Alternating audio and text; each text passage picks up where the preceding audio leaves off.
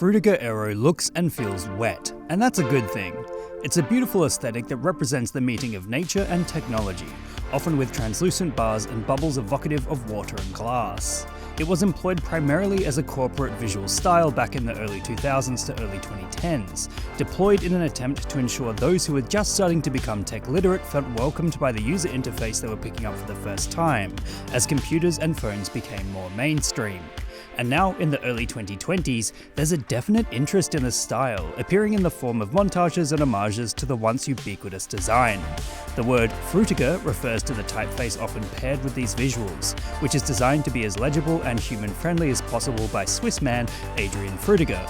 Aero is the design language and graphical user interface introduced by Windows Vista in 2007, which is well known for embodying the elements common to the Frutiger Aero aesthetic. Apparently, Aero stands for authentic, energetic, reflective, and open, which is certainly a design creed that many of these images demonstrate.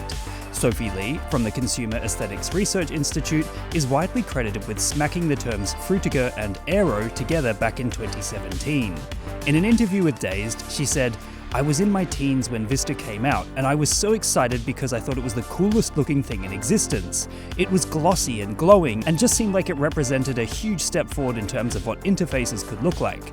Many are inclined to agree with Sophie, as shown by the endless clips and videos referencing the aesthetic constantly, yearning for a return to glossy and colourful interfaces. It's gotten to the point where people are saying things like, "Remember what they took from you," as if the future that was once promised was ripped away from those nostalgic for a corporate tech style.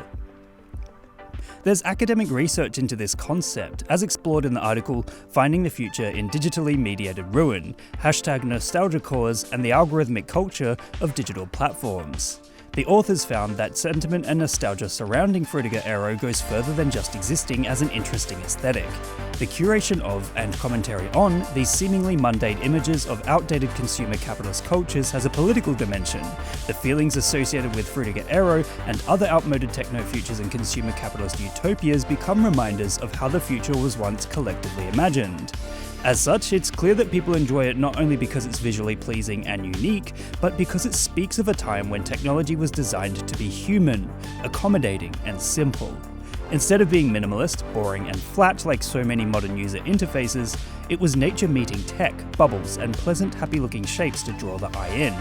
Remember, back in the early 2000s, smartphones and even laptops weren't super popular, and were still taking off as a global phenomenon, so as the internet became more mainstream, companies needed a way to ensure their products felt approachable. Hence, the Frutiger Aero design creed came into play. What's interesting, however, is that when Vista came out, many were absolutely pissed off about the glass Aero features that made it so iconic. Annoyances over the operating system being bloated and forcing higher system requirements due to its new design were commonplace, blaming the new look on making Vista PCs struggle to run. However, over time, it became one of the most popular and definitive pieces of nostalgia to hit the future. Now we are getting references in the form of Frutiger Aero music, although I guess that makes sense because the previous aesthetic, Vaporwave, started as a music genre coupled with very specific visuals.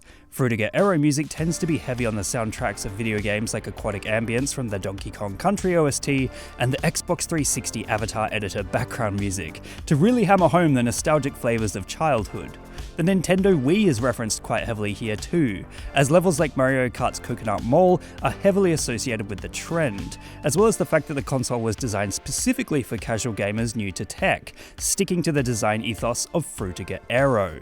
As such, it has become a melding of ideas, moods, vibes, and references to childhood and perhaps happier times. Frutiger Aero definitely isn't the first time people are nostalgic for older tech design. It's the next stage in an otherwise long list of aesthetics to hit the internet over the past couple of decades. In the 2010s, Vaporwave and Synthwave aesthetics were the most popular with millennial demographics, often just described as aesthetic, with spaced out letters. The word aesthetic at that time was an adjective and a noun all on its own, often used to refer to a very specific look of palm trees, Fiji water, pink and purple styrofoam cups, and 90s fashion. And the Nintendo 64, not the Wii, was considered the peak console of this genre, and of course, the classic Windows 95 UI was popular instead of the newer Aero. This was coupled with a long-lived nod to the 80s and 90s in the form of the classic retro wave grid pattern. And now, in the 2020s, Frutiger Aero has become the aesthetic to salivate over, as whilst it looks so refreshing you could almost pull it out of the screen and drink it, it also appeals to an aging Generation Z now feeling nostalgia for their childhood experiences. In doing so, the style often meshes into the Y2K aesthetic, defined by nods to the development of new tech and the nascent internet that became mainstream during this era. The lives Gen Z and that of the rest of the world lead are completely intertwined with social media, and so the wacky impossibilities afforded by online skins and fashion are now represented through offline fashion. Bold, colourful and futuristic glasses that wouldn't look out of style in the Matrix are dominating the clothing space, and it's easy to spot looks inspired by the likes of Frutiger Aero. With all this love for this older aesthetic, you may be asking yourself, why did we stop using it? Well, to be frank, it got old. It began to be seen as associated with corporate culture, fake and too perfect, much like the vector art minimalism today known as corporate Memphis. People wanted a stripped-back, minimalistic look that did away with what was considered indulgent design fluff like translucent bars and glossy icons. This resulted in the hated Windows 8 Metro look, which was designed primarily to work with tablets and phones, but gave users a distinctly flat appearance which was quickly branching across all digital user interfaces. The flattening of visual culture can be observed through icons like Google Chrome over the years and Firefox, going from skeuomorphism, where icons represent their real-life counterparts, to a flatter and more minimalist take designed to save on data bandwidth, as well as perform better on phones or tablets, the devices the majority of the mainstream use to interact with the internet. This nostalgia for Frutiger Aero can also be observed as a natural progression from the waves of anger it changes to aesthetic design expressed on social media. People have been annoyed at the flattening of images and logos into the more abstract for quite some time, as it seems the flat look is more often than not uninspired, despite being designed primarily for phones and tablets. As such, times have changed completely, and a nostalgia for that older corporate look is completely back in fashion. There's no doubt vector art will be a vintage aesthetic in the future, and many will lament that they were born in the wrong generation or can't believe they took this away from us because they enjoy it, which is a sobering thought. That being said, the influence of Frutiger Aero can still be seen today. There's tons of interactive experiences out there, and the fact that there's so much interest in it now means a future return is inevitable. At the end of the day, this trend is about the nostalgia elicited from a completely different technological world compared to what we live in today. This nostalgia influences people into believing Frutiger Aero is better than current design trends, with the bold, optimistic tones of the aesthetic associated with a utopic vision for technology.